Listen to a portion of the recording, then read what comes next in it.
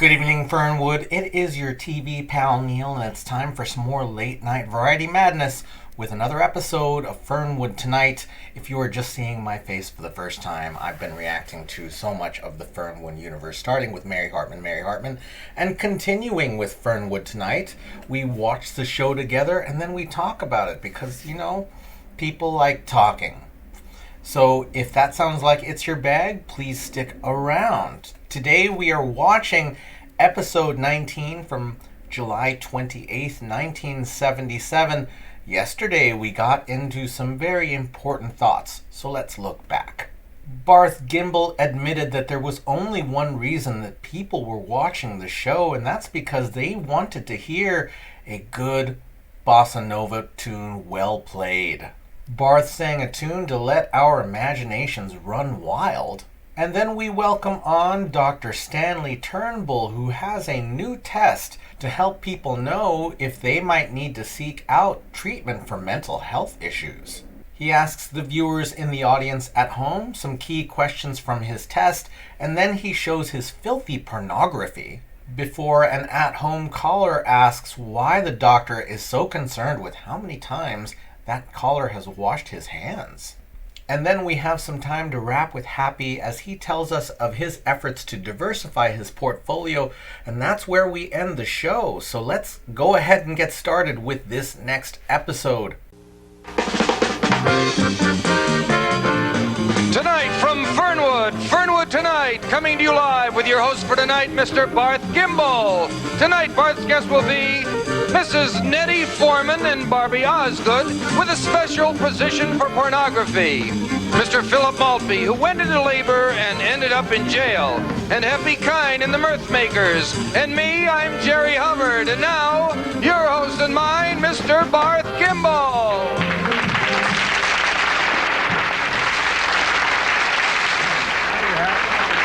Thank you, Jerry.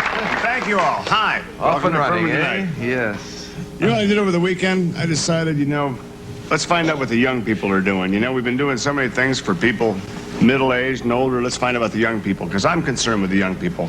What are they doing? What are they thinking? Oh, boy, that's important to me. So what I did was I tried to think about folk music. I know the kids are popular with that stuff. They love it. And I try to think about folk music about 2 or 3 times a day in general anyway, because that's top. Well, how many people remember the old folk music scare of the 60s? That was close, wasn't it? That garbage almost cut on there, Jerry. And anyway, I was thinking about it and thinking specifically, what was the first music ever made in this great country of ours? And I was thinking and hoping it wasn't that fiddle and banjo garbage. I think we've come a little further, do you know what I mean? So I was thinking about that, and then I said to myself, why think? Look it up. That was good thinking right there. Exactly.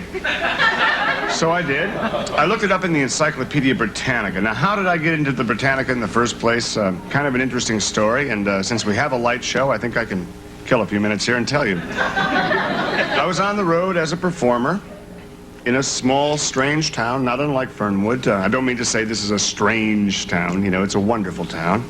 It's going to be even better, I think, when they finish it. I'm looking forward to that. But I checked into the Holiday Inn, beautiful little room, with that kind of quilted pad on the bed that I like so much. Those pillows that just don't get all change their shape in the night. They have that one shape and they stay that way. It was just great. They had a little thing on the wall with that reprocessed Neil Diamond music coming through. 2 settings on that, Jerry. It had soft and softer, and it was kind of romantic, to be honest. And, well, quite frankly, something was missing in that kind of romantic situation. It was just me and my instrument, of course. And so I decided I needed something to make it a little bit more romantic, not just me and the guitar. So I have to tell you, quite honestly, since there's just a few of us here and we're local, I can tell you, that night, I got lucky. Yep. I was able to find what I thought was a really good book. It was a book I thought was perfect. It was called Girl to Grab. Ooh. Whoa. Yeah, imagine my surprise when that turned out to be volume 6 of the Encyclopedia Britannica. The Encyclopedia Britannica. Do you have all the volumes of the encyclopedia? I think we do now. Maybe a set for me. I think we can do that. Encyclopedia Britannica, which no home is. I think we have 2 sets now. That's great. But it was a nice book, actually. It had everything in it. Golf carts, glowworms, Giselle McKenzie, you name it.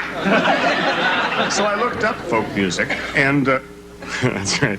I looked up folk music in that book, and I was quite pleased to find out that I was quite right.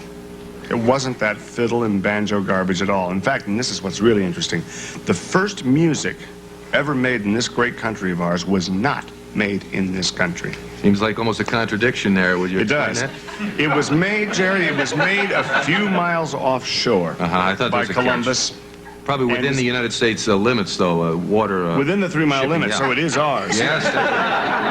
By Columbus and his merry men coming over in their ship. Now, I know that Happy Kind, the guys in the band, are going to say, hey, Barth, bull. How could they make music on that little tiny ship? Where'd they put the amps? Okay. Where did they put them? Well, Jerry, what they did is they sang a cappella. A cappella. Or Acapulco, as you might say. I hate to sound pedantic, but I think the term is a la cappella. So like a la carte or without charts. Exactly. It was without any charts at all, so it was a la carte. I hate to be the little professor here, but... Well, you were the professor. Jerry read the book with me, and they had all the lyrics of this thing printed out, and so busy with so many other things, all my gifts to like the Kidney Foundation and other public service things that I've been doing, that I guess I misplaced the slip of paper with the lyrics. But Jerry, you came through. Jerry says he remembers them perfectly. He got with our cue card people here tonight. He's written them down. Yeah, it's pretty good of you. And we're going to try to do it tonight from those cue cards with the help of Jerry Hubbard and myself, Happy Kind, and the orchestra. Here is the very first song ever written within the 3-mile limit of our country. Hope you enjoy it.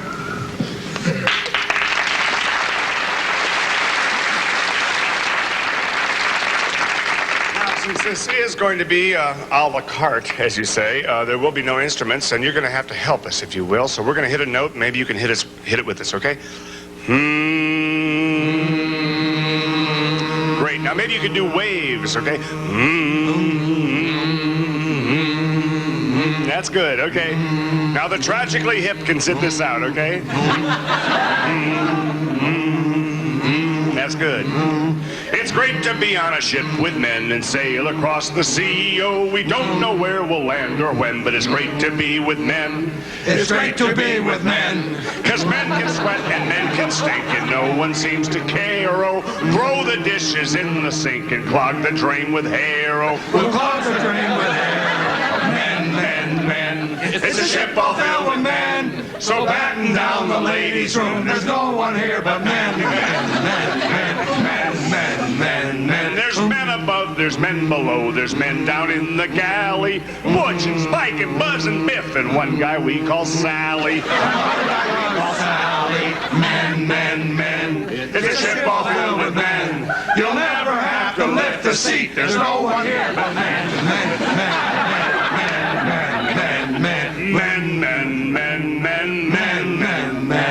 We're men and friends until the end, and none of us are sissies. At night we sleep in separate beds, blow each other kisses, and blow each other kisses.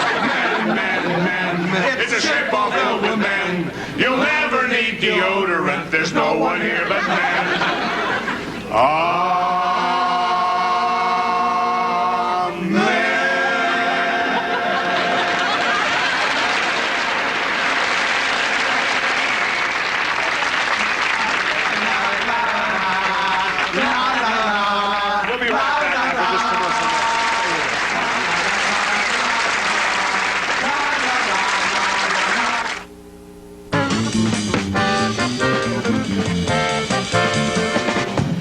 Well, I'm glad that song we did then, when it did, I was getting a little seasick, a little mal de mer. Yeah, I was just getting plain old sick. Maybe. That queasy feeling, anyway.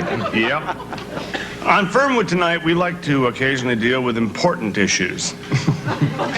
Things that are being talked about by our community and things that are going on in the community. We like to make sure, however, that both sides of any argument are heard. And we call this segment, The Other Side of the News. You read the paper, you watch TV, you make an opinion from what you see. But maybe now you'll change your view when the other side of the news. Thank you. You can always count on Happy Kind. Isn't he terrific? Yes, sir. Thank you.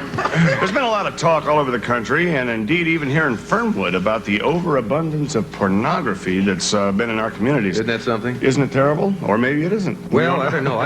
You'd be surprised. Some of the stuff that's on those magazine racks now, I'll walk by, and you can't help but having it fly into your face, and I'll leaf through it, and sometimes have to go back to leaf through it 2 and 3 times to believe what you're seeing. I'll buy an occasional copy and take it home, but That's right. just it really is another thing that gives me that queasy feeling. I know how you feel. We've been hearing a lot lately from citizens in favor, actually, of pornography, and freedom of the press, I guess, is the big issue here. There's 2 sides to every story. That's it, super salad. The freedom of the consenting adult to choose his own forms of entertainment. Tonight, we're going to hear an opposing viewpoint, which is kind of interesting, from 2 ladies who are against pornography. They have formed a group called 2 Ladies Against Pornography. Please welcome Mrs. Nettie Foreman and Barbie Osgood.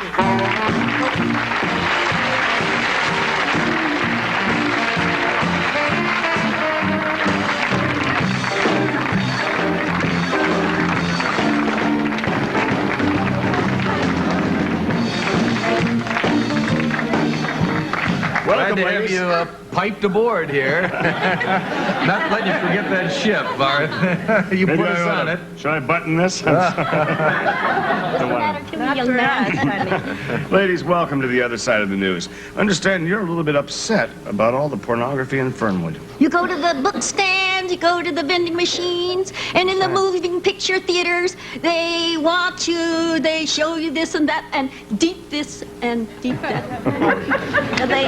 They have cheerleaders in chains and stewardesses in what have you. I think those are movie titles. Those would be movie titles, yeah. Yes, it's Maybe all even sex. themes.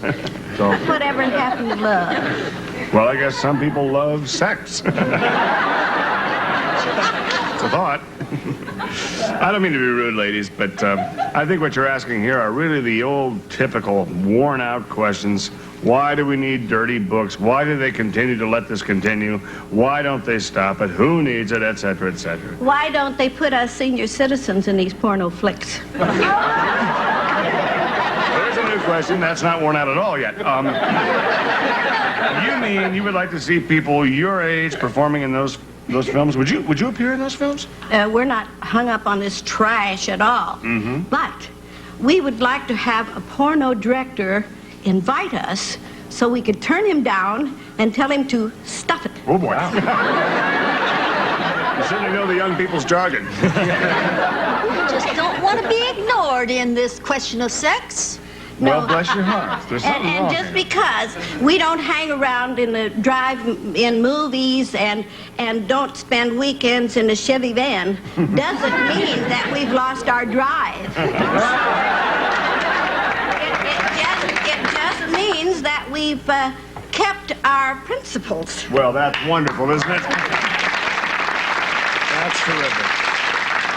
But you know something, ladies, and I should call you that. There's something wrong here. I mean, I personally think, and I'm sure everyone agrees with me, the old are fine. They sit and they rock, they watch game shows, they knit great socks. They always smell clean, which is something that's close to me, and they're always happy to tell you about the things they remember from years and years ago, but people your age should be doing other things, I think, than these films. You've got grandchildren and sons and daughters to visit and buy sweaters for. Where do you think the sons and daughters came from, huh, Barth? I think that's an easy enough question to answer. Let's find out where you all came from. How many came by bus? Out-of-towners, hands up, maybe by airplane. Oh, of course, there is not a nearby airfield. Maybe they'd have to land further away than if they drove down here. Or any from private transportation who here from the town? Jerry? Yes. Excuse me for one second. It's very nice talking to you, ladies, and I'll certainly remember. Next time I go past an old folks' home, I'll remember that there's maybe something going on in there. This actually, it just occurs to me if I can take a second, shed some light on something that happened in my own life when my brother Garth and I put Mom in the home shortly before. She sent us the loveliest little note and said, you know, Barth, I was really touched by some of the people here at the home. Now I have a pretty good idea what she was talking about. That's wonderful. And I think your work has done some wonderful things for other people here in the community. I want to thank you, and I hope you can come back and see us again. Okay? We'll be right back after this word.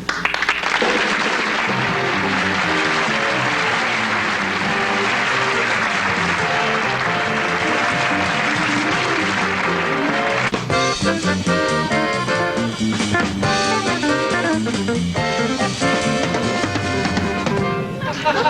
Happy time, the orchestra, Jerry Hubbard, Barth Kimball. With the unemployment problem getting out of hand in this country, the Labor Department has recently been cracking down on illegal aliens, especially Mexicans who are working in this country. Our next guest has been intimately involved in this labor problem. He was imprisoned for smuggling aliens across the border, but he has paid his debt to society, okay? And has relocated to start a new life here in Ohio. I think that's wonderful, don't you? Yes. Please welcome Mr. Philip Maltby.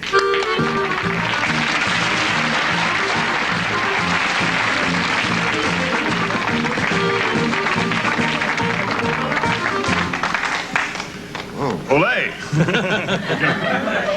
Cabeza de vaca. Hacienda. All those things, yes. Phil, we appreciate your sharing your story with us tonight. As I understand it, you took Mexican workers from their villages and smuggled them illegally into the United States. Well, not exactly, Barth. Actually, I smuggled Americans into Mexico. Oh, boy. I'm sorry, I had no idea that was going on. Oh, yes, yes, Neither indeed. did I. You mean those Mexicans have a law prohibiting Americans from working down there? I'm afraid they do, yes. That's outrageous. It's part of the American Constitution, which ensures every American worker the right to work whenever and wherever he wants to. Freedom of movement is part of what this country is about. Take Barth here. He moved up here from Florida. No one particularly asked him to, nor wanted him to, although we were not trying to stop him from doing it. But after all, he is a consenting adult. Jerry, Mexico is a separate country. They have their own laws. Oh, sure. Our laws aren't good enough for them, huh? Okay. Say no more. Say no more. Excuse me, can I step in for just 1 second?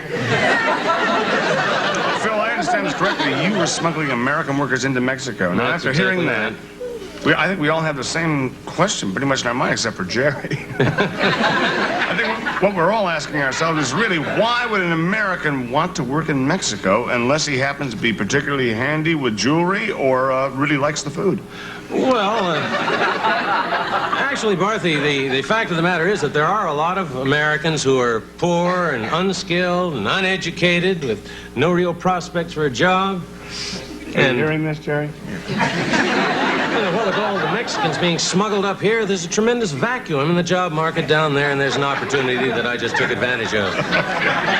Well, what kind of jobs are available for these poor, unskilled Americans in Mexico? Well, busboys, maids, garbage collectors. As a matter of fact, there's a tremendous demand for grape pickers and, guitar pickers, and all sorts of pickers, as a matter of fact. When you say all sorts of pickers, I think you're beating around the bush, and I think I know what kind of bush here. Because I've heard about some of the miscellaneous crops they grow down there. Exactly right. Okay. For some of you people who are directly connected to the church or for some reason have not heard of these things, let me put it right on the table. We're talking about growing grass. Down in Mexico? Yeah. You bet. They're famous Just for it. like an underdeveloped country. Thank God we here in America can raise wheat and send it overseas and sell it over there. A country like Mexico is still having their hands full selling, raising grass. That's right. And where's the market for grass? Most major ballparks use AstroTurf. Can't even put it on a cemetery plot anymore. Jerry, the grass we're talking about is marijuana. Okay? Reefer, lids, Griffo, boo. I think I'm getting your drift. Yeah, I'm nobody's fool. No, Jerry, I've never experimented myself. I know some people have shot the stuff, you know, but that's... they want to take their life in their hands that way, that's their business, but not me. Now, speaking of drugs, etc., you can get busted, too, which is another bad problem, okay? When you were busted... Yes. Did they throw you right in jail? But I lucked out, Barth, because I was arrested on October 13th, a very well-known Mexican national holiday. You say well-known. I mean, Yeah. you're pretty international. Frankly, I don't know about the rest of you. What is October 13th? Well, that's the day the new Chevys come out.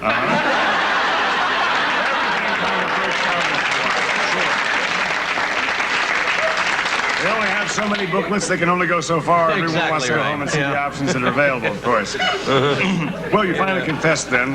What was the prison like itself? The prison was just as dreadful as you've heard. All those dreadful stories, every single one of them is true. The place I was thrown into, there was no ceiling, no roof, no floor. All we had was walls, believe me. And the I'll food, be darned. the food was simply appalling. It was dreadful. And Absolutely, probably very small portions to boot, huh? absolutely right. Heard stories, I think we all have, about the cockroaches, or la cucarachas. So easy when you know the language. And the rats in the prisons. Is that true? Well, it was true when I was thrown in, but that night the guards left a window open and they all escaped. You're thinking on the guards' part. And the I bet you- cockroaches. Oh, of course. I bet you're kind of glad to be out of there, and I'm sure you feel bet better I am. that You bet now I that am, you've Greg. paid your debt to Mexican Yes, society. I feel I've learned my lesson. I've really learned. I've found out that actually there are many ways to take advantage of other people without having to break the law. Well, I think we do that every day. Where do you go from here? What does a guy do whose background is smuggling Americans into Mexico? Well, actually, Barth, you might not think so to look at me, but I've always had a hankering to get into women's clothes and clothes of all sorts. And I've opened a fashion boutique here in Fernwood. Because, Any names? Any name? Yeah, we don't mind. We're not above that. well, I tell you, but I haven't really decided. I think Maltby's Mall sounds good. I think Phil's Fashion Funwear. That's got a ring. That has got a ring. I think that clothes offer an opportunity to people to make a statement even if they don't have anything to say. Oh, that's great. So you're now dealing more with smuggling illegal double knits into Fernwood, is that it? Oh, not exactly, right? I think Phil's Fashion's Funwear. Isn't that where you got that free shirt? No, Jerry, I don't think I ever got anything free from anyone that's been on the show. Well, you got a box of 6 of them the other day. No, Jerry, you're very mistaken. Okay, Phil, I want to thank you very, very much for being here, and we'll be right back after this message. That Mexican delivery boy. No.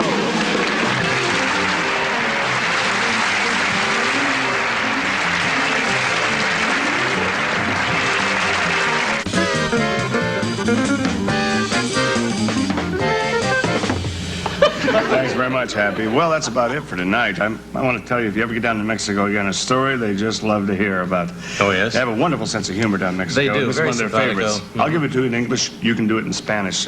Why do they have refried beans? Why is that? You ever hear of them doing anything right the first time? Thought I'd share that with you. I want to thank my wonderful guests tonight and some of the people that I couldn't appear without because of contract reasons. Thank you very much. I could say who they are, but they know who they are. So that's about it for tonight. So long. Starting September 25th at 11 p.m., the ever-hilarious, always outrageous, and simply magnificent Monty Python's Flying Circus returns to Channel 13. And next, Get Smart.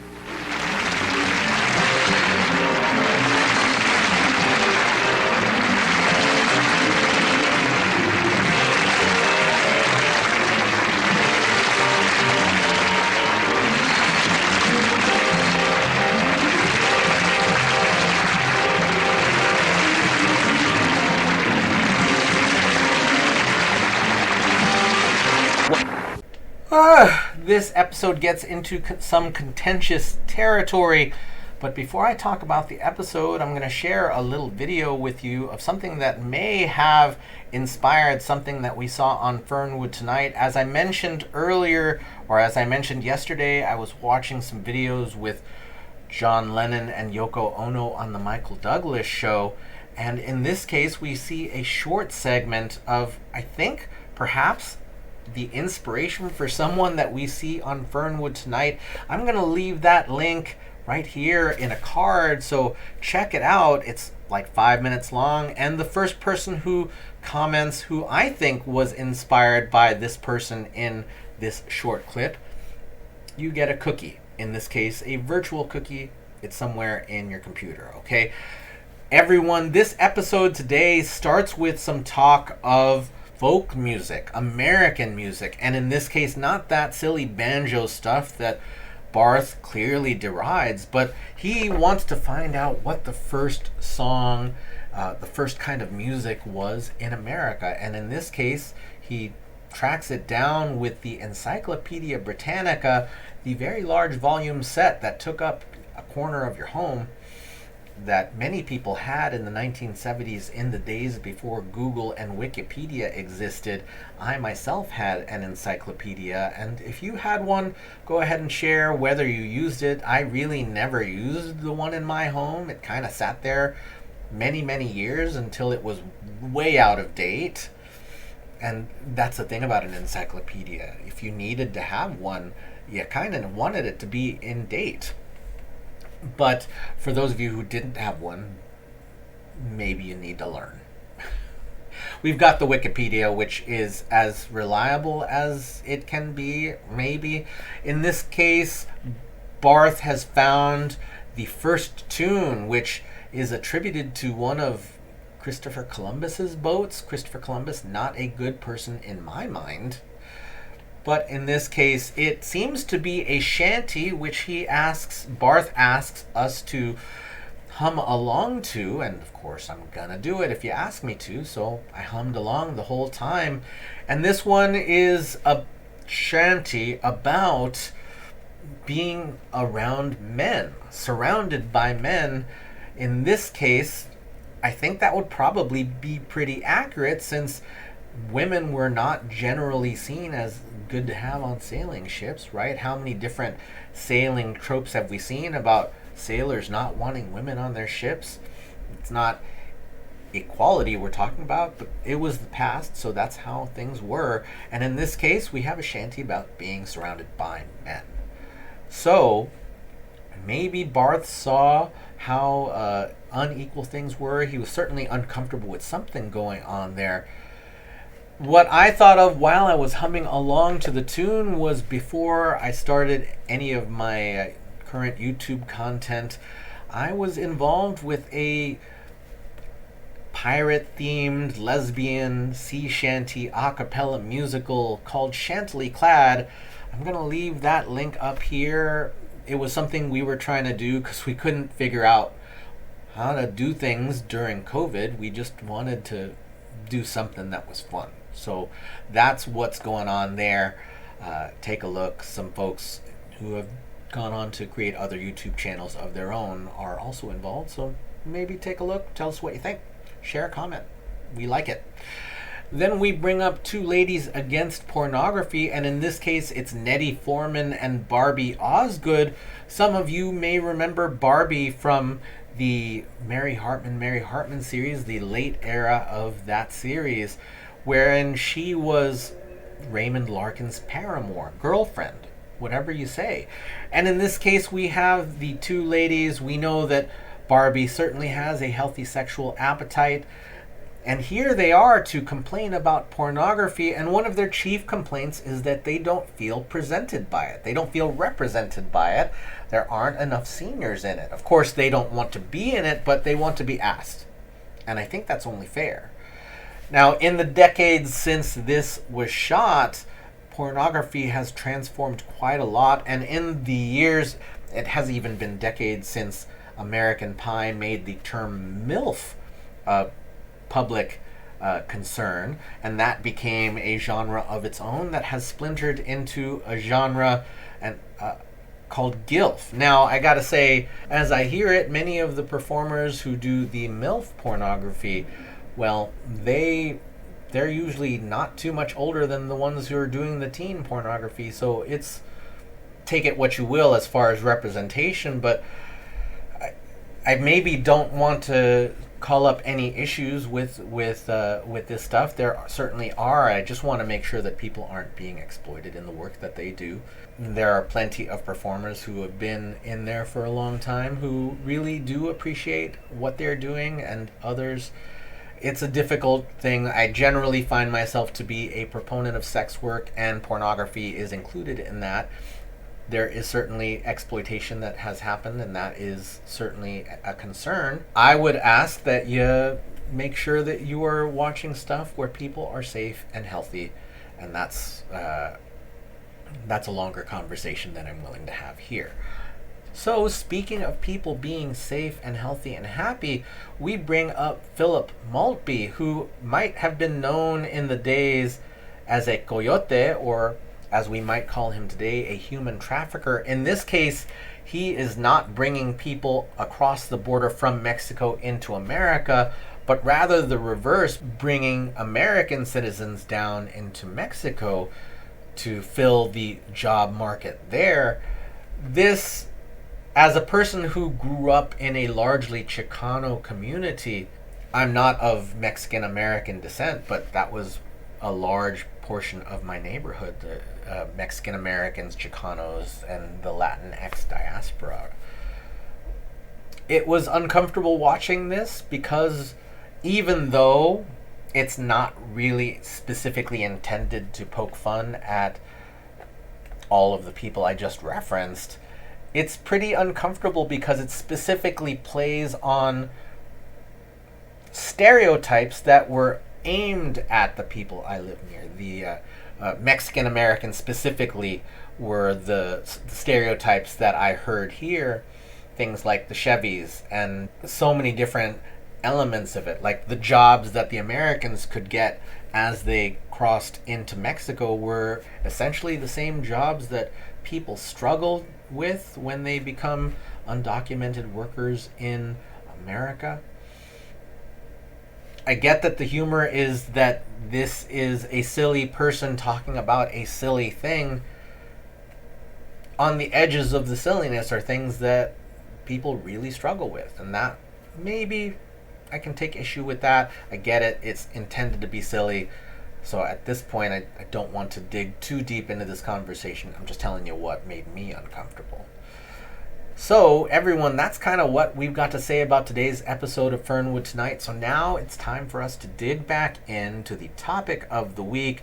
And in this case, it was bad guys. We started talking about them back in February, and now it's a bit later than that. So it's time for me to bring up, as I mentioned yesterday, we already ran through all of the people that were nominated by our various commenters. So I wanted to bring up a comment of my own, and in this case, it is Davey Jessup, the first person that might be considered a villain in Mary Hartman, Mary Hartman. As we may or may not know, Mary Hartman, Mary Hartman started with a mass murder of the Lombardi family and their 2 goats and 8 chickens. And as we progress further, Mary becomes involved in the case when she meets young Davey Jessup in the Chinese laundry.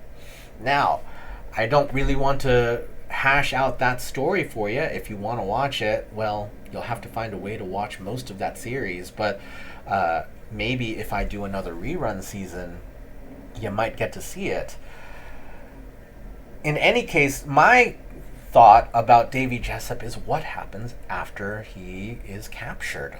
We can see in his appearances, and there was at least one appearance of Davey during the rerun season episode that I have already shot. Davey Jessup had some really intense mental problems, mental health issues, and in this case, fairly psychotic, potentially sociopathic, potentially psychopathic, because he ended up murdering a whole family. My thought is Davey Jessup, one of the things that motivated him was to keep families at peace, that he murdered this family because they were fighting, and the fighting stirred up something in him that made him violent. But that what was at root of it was he wanted to keep families kind to each other. He wanted them to behave more kindly to each other. He had a nice motivation that ended up homicidal.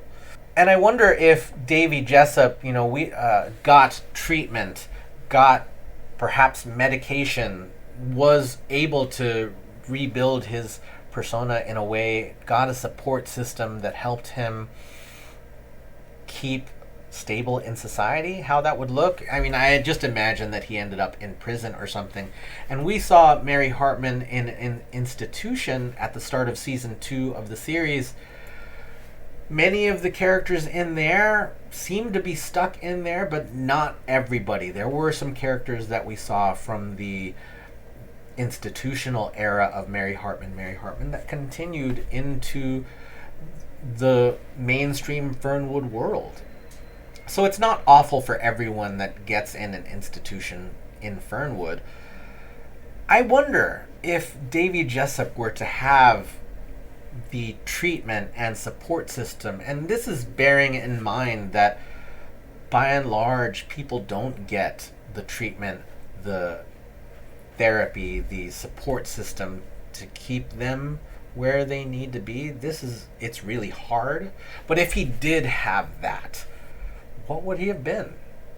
I'm genuinely curious in a weirdly hopeful way. That's where I am. That's what I've got to say about Davey Jessup, and I've already talked about today's episode of Fernwood Tonight. I was going to say this was today's episode of Mary Hartman, but it wasn't. Maybe we'll see some more episodes of that later. But anyway, everyone, thank you so much for watching with me. Thank you so much for leaving your thoughts, feelings, and impressions down in the comments. You might not know that today is Thursday. That means tomorrow is Friday. That ends a whole other week. So thank you so much for being you.